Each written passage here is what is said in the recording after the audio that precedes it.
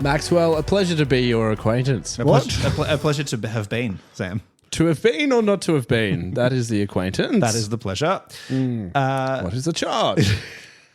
Anyway. A succulent Chinese interview with Dayseeker, Sam, right here, right now. I don't know. I just wanted to get us out Why of is that it a hole. succulent Chinese interview? I don't know. We're not speaking Mandarin. No, we're not. You know the best thing about I was waiting for one of us to go for it. it's about the conversation you have along the way, isn't it? It is. You know, the real interview, the friends you make along the way. Yeah, I know Rory's not listening to this, so we're fine. We are chatting to Rory from Dayseeker. This is another one of the interviews we had backstage at Good Things just a couple of weeks ago. I think edit point here, knowing that I think in this interview was when the people behind us started clapping wildly. Just like that, bit of hooping, bit of hollering. So there is a weird sort of cut point in this. But anyway, great interview otherwise. It was good. We were lucky on the day Rory spoke exclusively to us, which I felt like a lucky little boy. We caught their set. He is an amazing vocalist. If you haven't heard Dayseeker, I would definitely recommend going and checking out their latest album. I've been listening to them since their first album, which I raised with Rory, to a bit of a surprise reaction, I feel. So stay tuned. I think it's the first or second question we ask him. Yeah. What it means to be defeated, the first album they released. So if you're a fan of that, prepare to be disappointed. Prepare to be defeated. Yeah, prepare to be defeated. But who starts this one, Maxwell? I believe you might start this one, Sam. So over to you. Maxwell, we are backstage at Good Things Festival with a little exclusive interview. We are very privileged to be joined by Rory from Dayseeker. Mate, welcome to the show. Hey man, how's it going? It's going very well. We just checked out your set in probably the hottest tent I've ever been in. You're coming straight from it. I mean, how was it? Amazing. It was like front to back, like stacked, and we were stoked because it was like, it's 40 degrees in Australia. For Americans, it was like 105 degrees. It was brutal. Our drummer he felt like he was going to pass out by the end of his set. So I'm glad he made it through, and we were relieved that we were under a tent today, and it was like a little cooler. Yeah. I mean, the commitment alone needs to be credited, but... Well, I've got to say, you came out on stage with the full jacket on. I know. And I reckon it was about 20 seconds before I could see you be like, nah, fucking absolutely not. I'm like, I just got to do like one. I think I did 2 songs today, actually, but it's always like, I got to get this off me at some point. But I'm just trying to commit to the bit, you know? No, we appreciate it. Max did turn to me as soon as you walked down. He said, Jesus, it's bold being in a trench coat in this weather. Yeah. Gotta do what you gotta do, you know? That's it. Look, like I said, it's a privilege to have you on. As a big sort of what it means to be defeated listener back in the day, it's wow, yeah, been around for a long time. But that album sucks. But thank you. No, I'm kidding. You heard it here first, people. No, it's a good. Like the album's fine. It just our budget I think was $2,000 for that album, so it's no disrespect to the engineer. It just doesn't sound very good, like recording quality wise. But I think the songs are cool. Yeah, the songs are good. We can, whoever produced it can just pretend he didn't hear. Sorry, that. Jeff. Yeah, it's okay. Yeah. But look, we start the show the same way every week, and that's just to get an idea of what's spinning in your playlist lately. Oh man, I just did my Spotify Wrapped, and this band Joan was my top artist. I don't know if you've heard of them. I think they're a smaller pop band from LA. Joan is in there. I think We Can't Be Friends by Ariana Grande was my top song on Spotify. Hell yeah. I love the song, but my daughter really likes it. So when I give her a bath, I play music on a little speaker, and she'll sing along. So I think that's why it took my top spot. But I also just love Ariana Grande. Sabrina Carpenter, been getting really into her new album. Yeah, I don't know. It's a big mix, honestly. Yeah, it's good. I like the diversity of it. Would we get a Dayseeker covers like the Bluey theme song? Like? Oh my god, my daughter would lose her mind if we did that. But you're in Brisbane, when in Rome, Yeah, we'll just book a studio session tomorrow. Screw it. Yeah. I mean, don't say. I was going to say the My Immortal cover is one of your most popular sort of songs at the moment. So never say never. Yeah. Maybe. I don't think a Bluey cover would hit. I don't know, man. There's a huge market. Do a really depressing version of the. Look, before we get chatting too much about Bluey covers and the festival, let's talk Creature in the Black Night. Your album's been out for just over a month now, and fans have been absolutely loving it. Dark Sun was so like widely adored by everyone. When you sort of approached the new album, you sat down at the start of the process and thought, we've got writing and recording to do. What was the approach from you guys to think, okay, how do we do enough to keep the guys, the fans still on board, but bring a new album energy, bring, this new sound that you kind of found on the album?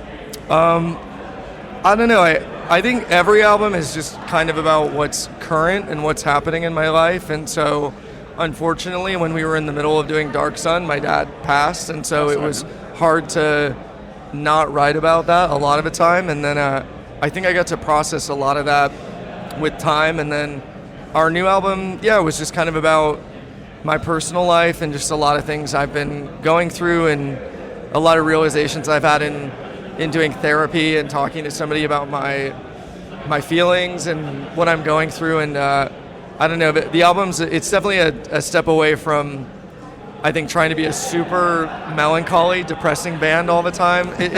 All the songs are rooted in like deeply personal things, but I think we tried to pull back the cut my wrist vibe like all the time, and make it a little more just like a really good rock album that's so personal to us. So I don't know, we just kind of went in, I just started writing about different relationships that I had with the friends or people I dated and how they ended and how it affected me, and that's just what came out at the end of the day. I mean, vocally, you have such a strong voice and you lean on your clean vocal more so than other bands in the genre who can, lean on the heavy. When you approach that in the studio, how much work goes into, I guess, melody creation and making sure, your vocal runs are different and sort of have a bit of variety compared to the other tracks and albums? Is there a lot more work that goes into that than, a band that might typically scream a lot more?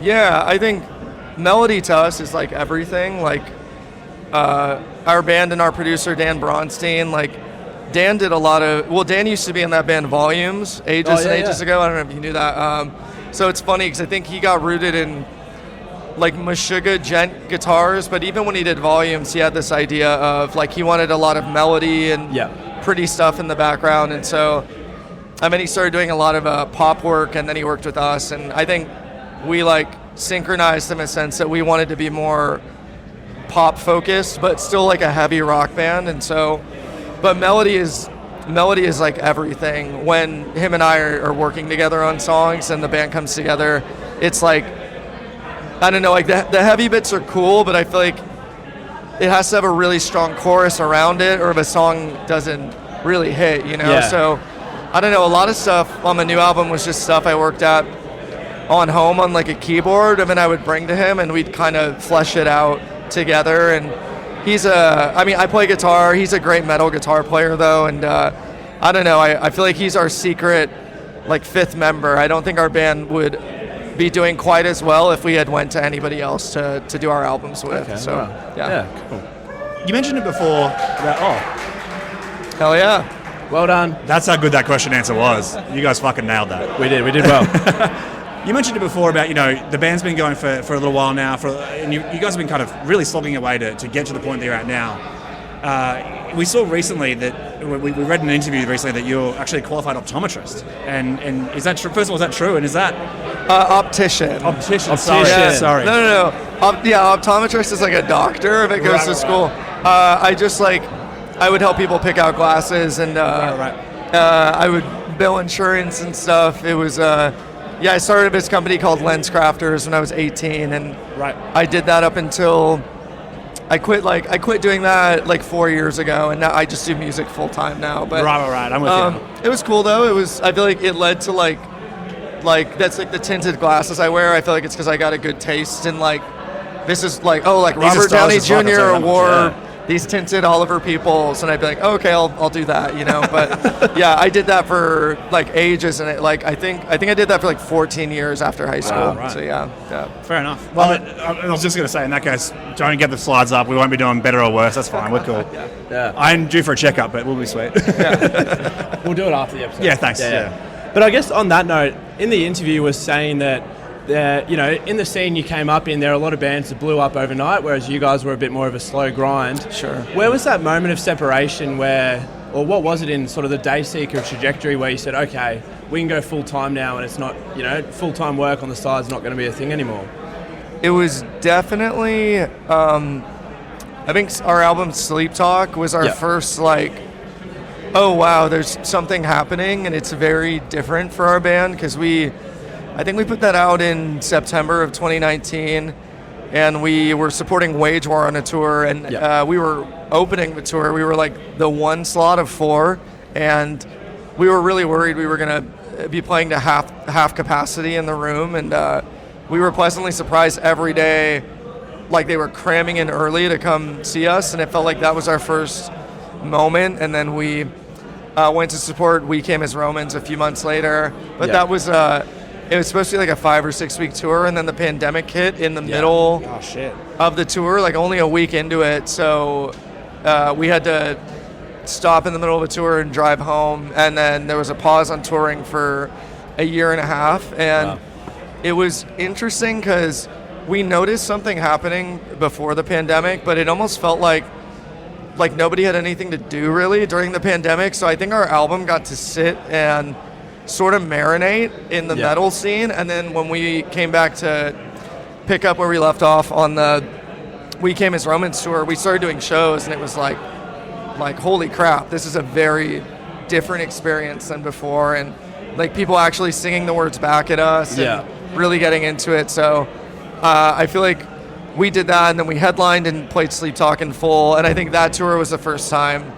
we sold out like 500 to 800 cap rooms, and that was when I quit my job because I think I was like, I don't have a lot of money in my bank account, but I think I can like make what I have last until the next tour, which used to be like you'd go on tour, you would lose a bunch of money, and then come home and go to your job to make up for the debt that you were in, and it was the first time I made a little money and was like, I think I can float. Yeah. And it was just kind of it's like you jump off a cliff and free fall and hope you like don't hit the ground basically. Yeah, but hope the parachute works. Yeah, but it's gone well. We're really lucky for sure. Yeah. Love it. Before we let you go, on the live front, you guys have had a few opportunities now, both here in Australia and overseas, to play the new stuff live, to try it out with everyone. What are people gravitating towards from the new release? Like, which songs are you finding that you're getting the best reactions out of? Crawl Back to My Coffin, surprisingly. I knew it went over really well on like streaming and YouTube when we put it out, but Australia actually got Crawl Back first before, like we didn't play it live until a couple of days ago, and it's always kind of nerve-wracking introducing a new song into your set, because sometimes you do it and the crowd is not into it, and we threw a few new songs into our live set, and we've been really pleasantly surprised that people know all the words and they're kind of vibing out. So I'd say Crawl Back to My Coffin has been like a big highlight, like across all the Good Things sets so far. Yeah, it's great that we get a little sneak peek first. Australia first came off the rank. That's awesome. Yeah, no, we love coming here. I was just saying to you guys, but yeah, I feel like Australia appreciates heavy metal and hard rock, I'd say almost more than any other place in the world. So it felt cool, and it felt good to like introduce those songs here first before anywhere else. Yeah. Well, very exciting. Well, Dayseeker's latest album is Creature in the Black Night, so go listen wherever you get your music. Rory, thanks so much for taking the time and having a chat to us today. Thank you guys, appreciate it.